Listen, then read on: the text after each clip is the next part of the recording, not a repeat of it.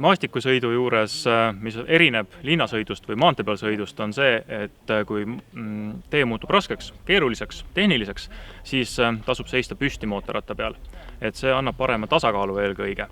Et see alguses võib tunduda väga ebamugav või ebaloomulik muidu igapäevaselt tee peal sõitvale mootorratturile, aga maastiku peal on sellest väga palju kasu. Väga oluline, käed peavad olema võimalikult lõdvad. Et kui on mingisugune pehmem pinnas, liiv, mingisugune natukene libedam, et siis mootorratas tahab sõita otse. Et kui käed hoida lõdvad, lasta mootorrattal minna sinna, kus ta tahab minna, siis see on kõige turvalisem. Et need on kaks võib-olla sellised kõige põhilisemad nippi maastikul sõiduks. See, kas ABS peaks olema sees või maas ja kas veojõukontroll peaks olema sees või maas, sõltub paljugi maastikust ja sellest teekattest. Et kui teekatte on väga pehme, näiteks pehmes liivas, veojõukontroll ei lase lihtsalt ratast piisavalt palju ringi käia, et ratas üldse liikuma hakkaks. Et seal peaks veojõukontrolli kindlasti maha lülitama. Et kui moodsamatel mootorratastel on ka sellised osalised veojõukontrollid, eks ole, et laseb natukene ratast pöörlema, aga mitte täielikult, et siis võib ka seda varianti kasutada näiteks kas kruusateede peal, metsateede peal.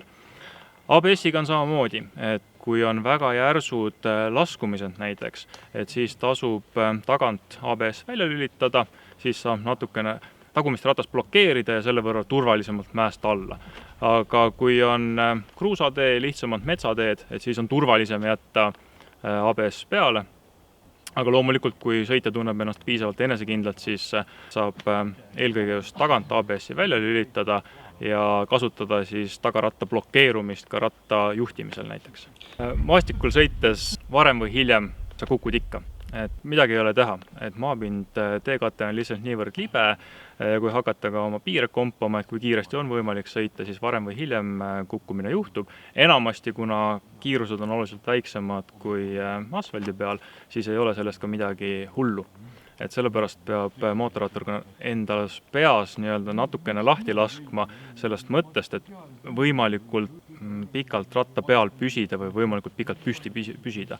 Kui sa juba tunned, et ratta üle on kontroll kadunud, siis pigem las see ratas läheb, kukub maha, ise veerend kuskile teisele poole, lähed tõstad ratta püsti, sõidad edasi ja enamasti midagi hullu ei juhtu. Et koos rattaga kukkuda võib olla oluliselt ohtlikum, võib jääda ratta alla ja nii edasi. Maastikul sõites võib igasuguseid üllatusi tõepoolest ette tulla, eks ole, igasugused kännud, juurikad, puuoksad madalal, kuhu otsa võib jalaga sõita ja siis peab jalg olema kindlasti kaitstud, sellepärast et seal 50 kilomeetrit tunnis võib-olla sõites kuskile kännu otsa, loomulikult ilma väga arvestatava hüppeliigese kaitsmeta saab see jalg vigastada.